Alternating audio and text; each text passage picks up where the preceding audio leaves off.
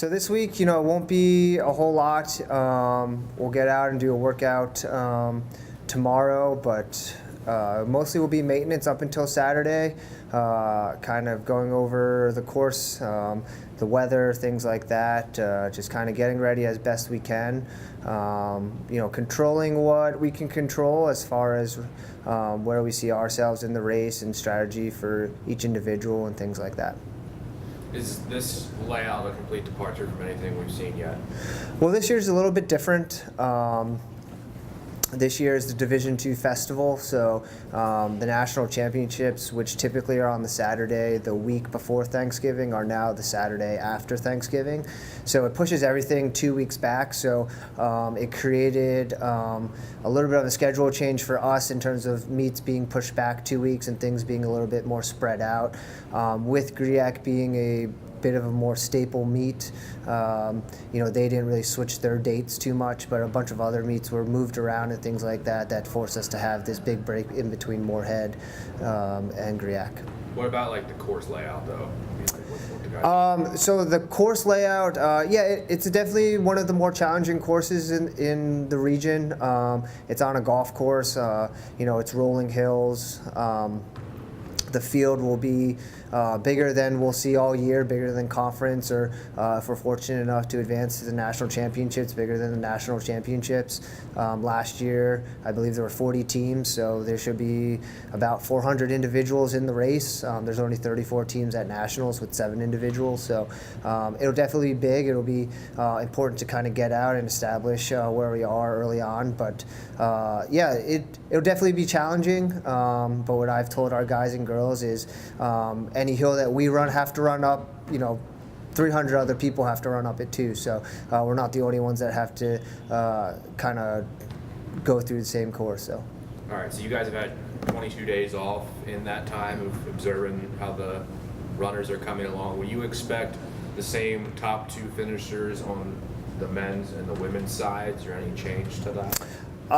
No, I would say we're, Devin and Leo are, my predicted top 2, and Lauren and Abigail McGee are my predicted top 2 on the women's side. But, anything can happen. We practice as if, if someone's having an off day, which is certainly plausible, that it's next man up or next woman up, and everyone has to kind of fill that void. So certainly I'm not predicting anything out of the ordinary, but you never know. Race morning if someone's not feeling well or they just don't have it that day, but I think we're more than well enough prepared that the next person can kind of fill that void. How do you define a level of success at the Griak, considering it's bigger than everything else, that's kind of hard to judge any conference head-to-head there? So, what would you be pleased with after that? Yeah, so on our men's side, they went to this meet last year and scored 1,000 points, which for a cross-country meet is quite a big amount. With there being 40 teams, I'd really, I'd like to just see us run to our potential on that day. Where that places us as far as team placement, I don't know, but there'll definitely be some out-of-region teams that, obviously we like to see ourselves in front of, but and some conference teams that we're going to be going up against and seeing for the first time this year. So I think most of all, our big message has been we're just looking to take the next step competitively, looking to be on the same playing field as some of the teams in our conference. On the women's side, same thing, if we run to our potential, I think we're going to have a good outcome on Saturday. With such a large field, does that kind of change your mindset for the racers going into a race? I've never run this course before, but from what I've seen online and the research that I've done leading up to it, it kind of narrows quite a bit. So it will certainly change, once we get out there and see, once I'm able to see the course, it'll change, being in a field of 80 at Moorhead versus a field of 400. I think it'll be imperative to establish, our position early on and then carry on throughout the race. So it definitely changes a little bit as far as being in a bigger field. How about is a good warm-up for conference? I see the conference teams there too, quite a few of them.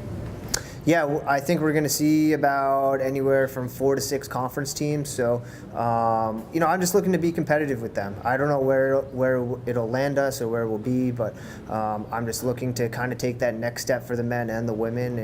And like I said, I think if we run to our potential on that day, I think we're going to be on the bus ride back to Minot, with a pretty positive experience. What's better for runners in the long term? Would you rather motivate them to hit a PR every time they go compete, or if they have a ballpark number, is that good enough to say like, hey, your conditioning is good at this point, and by the end of the year, we'll see your best performance? For us, obviously a PR is great, and I think it gives an individual, a lot of confidence. But for us, we've put a lot of emphasis on the championship portion of our schedule, so the conference meet and the regional meet, and then potentially the national meet. So we're definitely, our message to them has been to think long term. I'd rather hit it out of the park at the end of the year versus hitting it out of the park on Saturday. I said if it's flip flop, then we probably did something wrong. But certainly I want to go there and have a good performance. It's probably the most important meet on our regular season schedule. So I think if they can see some progress from Moorhead up until now, which we have seen in practice, I think that'll be a good indicator of where we're heading.